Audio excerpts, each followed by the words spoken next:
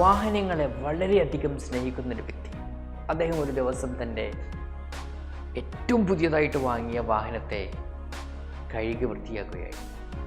ആ സമയത്താണ് തൻ്റെ പിഞ്ചോമന വാഹനത്തിന് പിറകിൽ നിന്നുകൊണ്ട് കളിക്കുന്നതായിട്ട് ഇദ്ദേഹത്തിൻ്റെ ശ്രദ്ധയിൽപ്പെട്ടത്. അങ്ങനെ ഇദ്ദേഹം പിഞ്ചോമനയുടെ അടുത്ത് പോയി എന്താണ് കുട്ടി ചെയ്യുന്നതെന്ന് നോക്കാൻ വേണ്ടി പോയപ്പോൾ കുട്ടി ചെയ്യുന്നത് ഒരു ആണി ഉപയോഗിച്ചുകൊണ്ട് പുതിയതായിട്ട് വാങ്ങിയ ഈ കാറിന് പിറകിൽ കുത്തി വയ്ക്കുകയായിരുന്നു. ഇത് കണ്ട ഇദ്ദേഹത്തിന് ദേഷ്യം അടക്കാൻ സാധിച്ചില്ല. അദ്ദേഹം കയ്യിൽ കിട്ടിയ സ്പാനർ ഉപയോഗിച്ചുകൊണ്ട് ആ കുട്ടിയുടെ കയ്യിലേക്ക് ഒരു അടി കൊടുത്തു. ഈ അടിയുടെ ആഘാതത്തിൽ കുട്ടിയുടെ 2 വിരലുകൾക്ക് വലിയ ക്ഷതമേറ്റു. അങ്ങനെ അദ്ദേഹം വളരെ പെട്ടെന്ന് തന്നെ കുട്ടിയെ ഹോസ്പിറ്റലിൽ എത്തിച്ചു. ട്രീറ്റ്മെൻറ്റ് സ്റ്റാർട്ട് ചെയ്തു.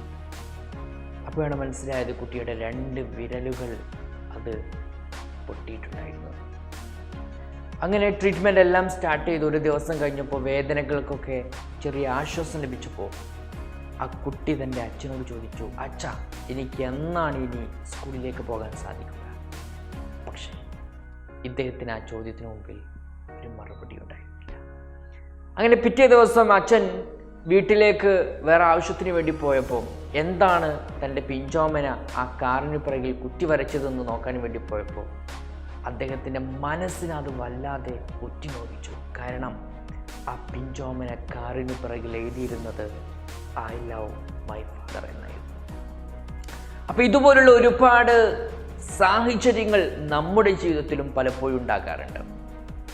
മുൻകോപത്തിൽ അകപ്പെട്ടുകൊണ്ട് നമ്മളും പലതും ചെയ്യാറുണ്ട്. അവിടെ നമുക്ക് നശിക്കുന്നത് വലിയ വലിയ സ്നേഹമായിരിക്കും. ആ സ്നേഹത്തിന് മുമ്പിൽ എങ്ങനെ നമുക്ക് വില നൽകാൻ സാധിക്കും? ആ സ്നേഹത്തിന് മറിച്ച് നമുക്ക് എന്ത് നൽകാൻ സാധിക്കും?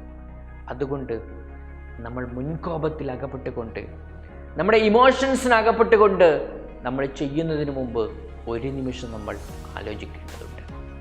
ഞാൻ ചെയ്യുന്നത് ശരിയാണോ? നമ്മുടെ വിചാരങ്ങൾ നമ്മുടെ വികാരങ്ങളെ കീഴടക്കട്ടെ.